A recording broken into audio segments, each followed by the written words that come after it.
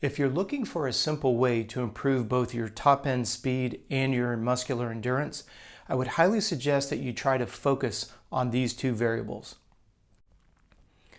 When it comes to wanting to be faster, when it comes to wanting to have a greater amount of endurance, being able to go fast and maintain it for a longer period of time, I want you to stop and think about a set of railroad tracks.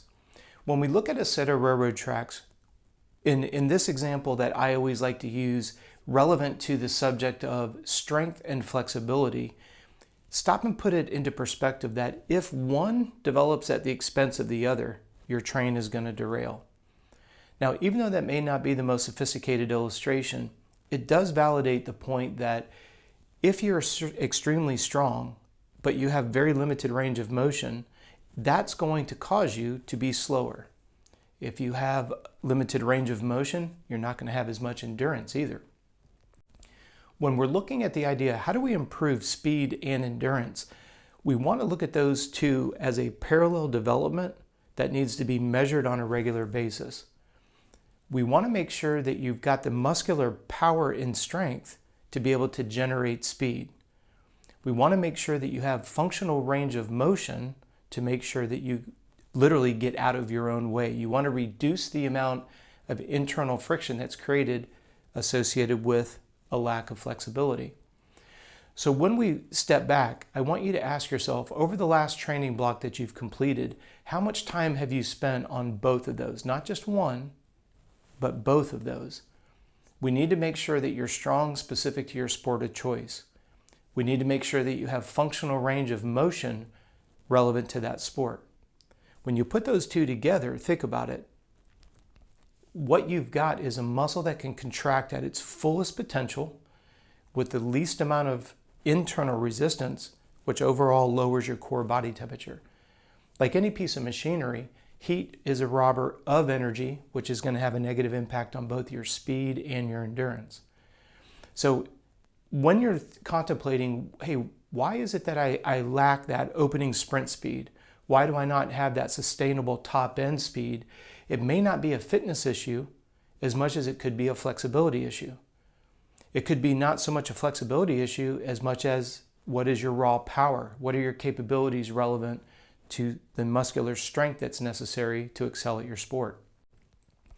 If I can get you to continue to think about that as a set of railroad tracks, now we know that your train is on a set of rails that is definitely going to move you forward. We refer to that as incremental improvement day over day. It isn't always about going out and dropping buckets of sweat. It's not about doing a lactate threshold and high-end intensity. Sometimes it's just a matter of spending an extra 15 minutes doing Epsom salt bath, doing some foam rolling, doing some trigger point therapy.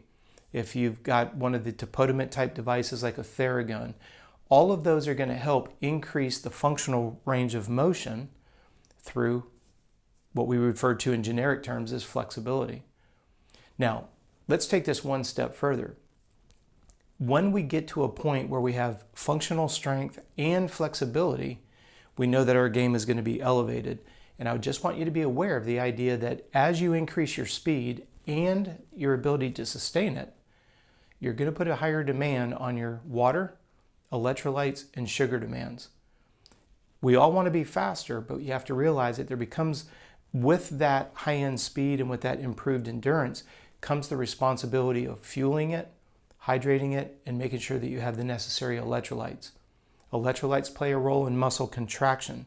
So you can go to the gym and be extremely strong, but then when you move it into your sport-specific environment, if you're electrolyte depleted, the muscle won't contract as strong as it's capable of. If a muscle is more than 2% dehydrated, it loses its ability to contract. If you're dehydrated, core body temperature is going to go up, and now you're stuck in a vicious cycle. So strength and flexibility is always something that we're searching and seeking out. But when you finally get there, recognize that you're going to have a higher demand on your total calories burnt, fluid loss, and electrolyte consumption. This is why I always encourage you to weigh yourself before and after every workout and document how much fluid you're taking in. If you're new to our channel, if you go to the description box below this video, you're going to see a link to our resource page, and that's where you can find our sweat rate calculator. If you are new to this channel, first and foremost, I want to say thank you for giving me a little bit of time to watch this video.